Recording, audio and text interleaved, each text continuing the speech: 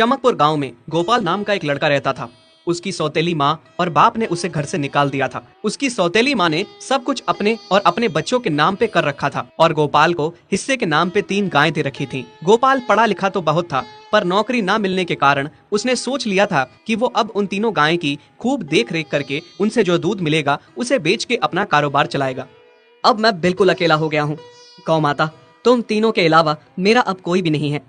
बस मेरा घर चलाने के लिए तुम तीनों को मेरी मदद करनी होगी। तीनों गायें बहुत ही हट्टी कट्टी और जवान थीं और रिश्ते में भी एक दूसरे की बहनें लगती थीं। चंपा, चमेली और मैना। मैना सबसे बड़ी और समझदार गाय थी।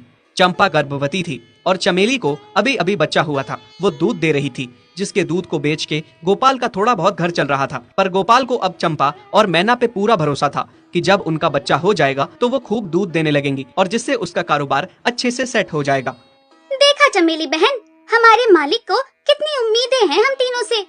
हाँ चंपा, सुना मैंने, मालिक ने हमसे कितनी सारी उम्मीदें लगा रखी हैं।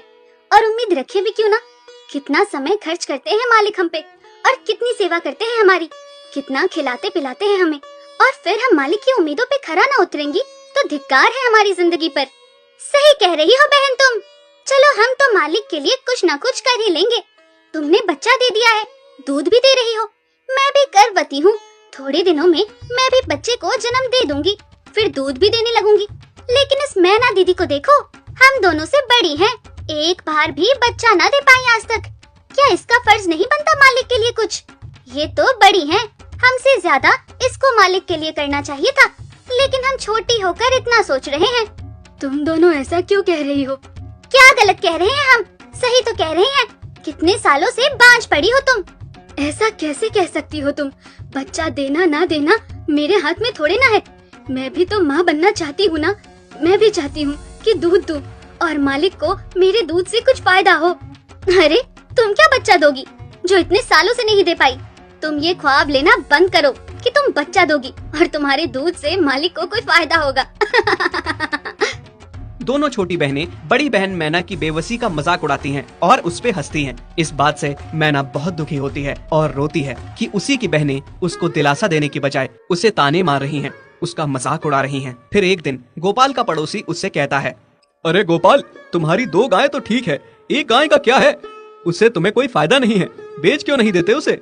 अरे नहीं नहीं भाई साहब, बेचना क्यों उसे? अभी बच्चा नहीं दे रही तो क्या पता कल वो बच्चा दे दे। कोई भी काम जल्दबाजी में नहीं करना चाहिए।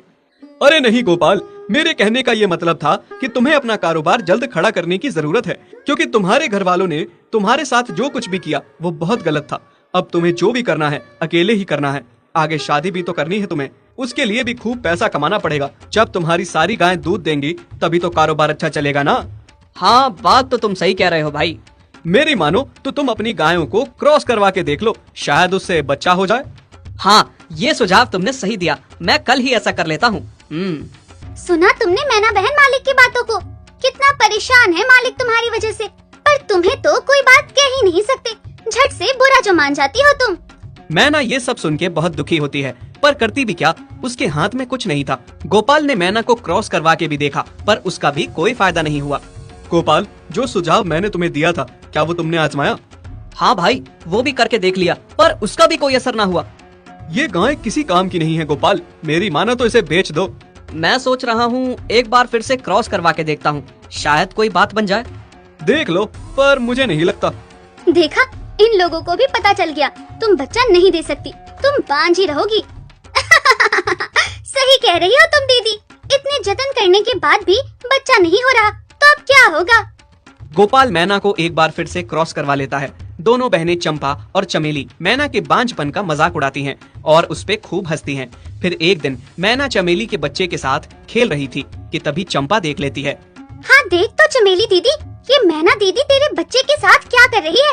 मुझे समझ में नहीं आ रहा, तू इस बांझ के साथ अपने बच्चे को कैसे छोड़ सकती है?